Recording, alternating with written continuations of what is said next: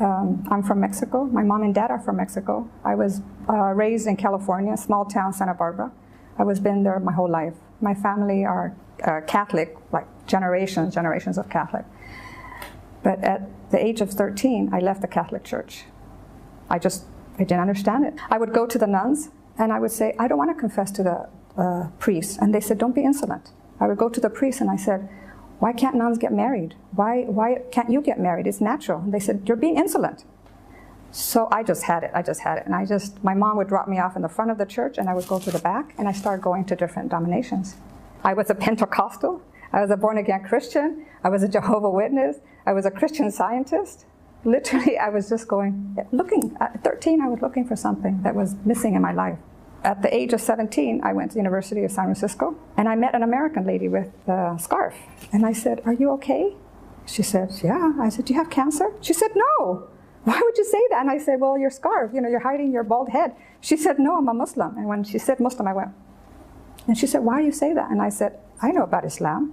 She said, what do you know? And I said, I see them hitting themselves and the blood going. And she said, no, that's not Islam. She gave me books, she gave me cassettes, and I was shocked. I never realized how beautiful the religion was. So one time I was at the university and I was running late for class. And I was in my bicycle. And this was later, like around 7:30. And it was dark. And I was just running in my bicycle. And I was thinking about Islam. And I was thinking about all the other religions. And I had that, how am I doing the right thing? Because I was ready to convert. So I was going really fast on my bicycle. And all of a sudden, this voice, this loud voice, but I don't remember what it was. I heard this loud voice, and I stopped.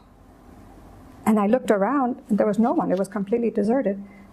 The cones had fallen in this huge pit.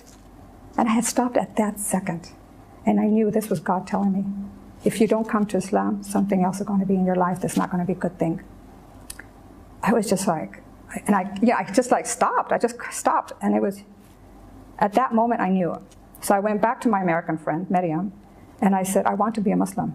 And then she said, read more about it. So I read Surah Al-Maryam, and that was it. I just knew if women had such a high degree in Islam, I wanted to be part of that. I could see that Islam has made me a better person, gave me more patience. I'm more sympathetic. I have more empathy for people.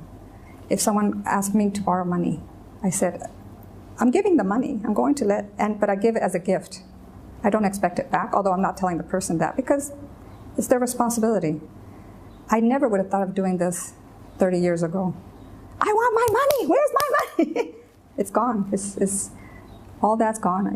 Materialistic things aren't that important anymore. I didn't have any concerns when I became a Muslim because I did my research. I had gone to so many other religions and I saw all the holes and it just wasn't complete.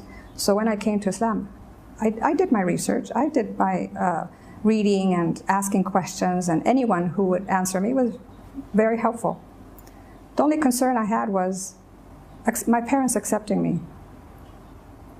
That was hard. I mean, those are your parents. Those are the ones who raised you, and they felt like they did something wrong for me to go in a different path. But once they started seeing that I'm a better person, they grasped me. They loved it. They wanted to know about it. That was the most exciting. My mother asked me for the Quran in Spanish. My mom wanted to pray. She wanted to sit there and watch me pray. And she told me, it's so peaceful, it's so beautiful. And when I put the call for prayer, she said she had goosebumps.